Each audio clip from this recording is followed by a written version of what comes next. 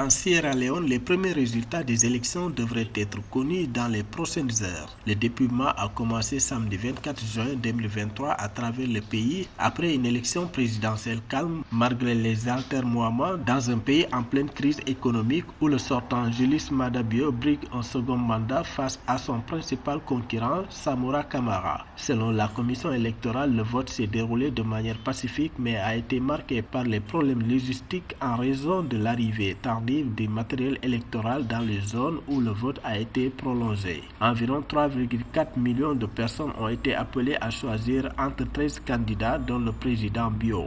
Les Sierra Leonais ont également élu samedi 24 juin leur parlement et leurs conseils locaux.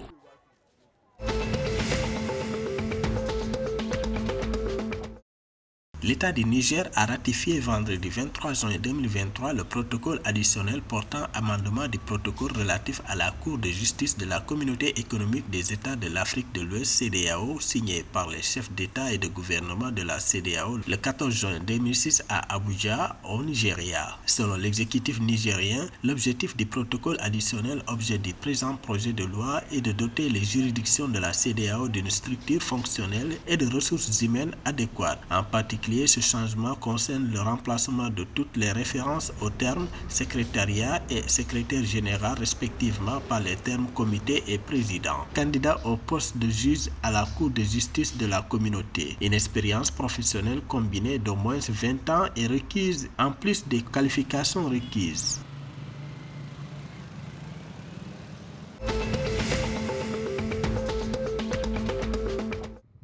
La Chambre des fabricants de ciment du Ghana, COMAG, a appelé les fabricants et les producteurs de ciment à se conformer à tout moment à leurs obligations fiscales comme l'exige la loi.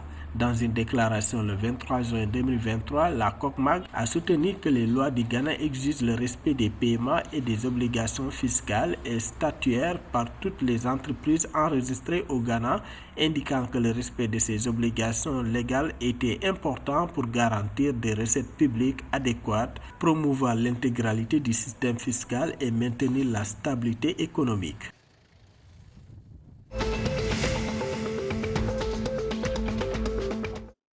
Le président du Nigeria, Bola Ahmed Tinubu, a salué le 23 juin 2023 l'investissement de 520 millions de dollars dans les zones agro-industrielles spécialisées par la Banque africaine de développement BAD, félicitant le chef de l'institution d'avoir ouvert davantage l'économie aux investissements créateurs d'emplois, opportunités et réduire la pauvreté. Selon le chef de l'État, le projet agro-industriel renforçait un domaine de l'avantage concurrentiel du pays tout en énumérant d'autres domaines prioritaires nécessitant des investissements directs étrangers. Le président Tinubu a donc exhorté la banque à injecter des fonds dans des projets qui ciblent l'autonomisation des femmes et des jeunes.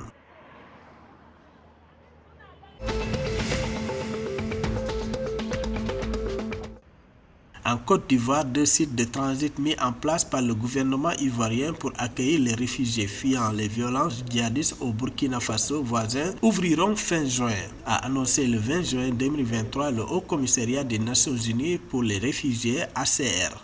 Selon le HCR, les deux camps près de la frontière avec le Burkina Faso, Hiangorodougou au nord et Bouna au nord-est du pays, vont accueillir environ 10 000 personnes au total. Le HCR a officiellement enregistré 15 835 demandeurs d'asile, la plupart originaires du Burkina Faso, mais estime le nombre total d'arrivées à plus de 27 000.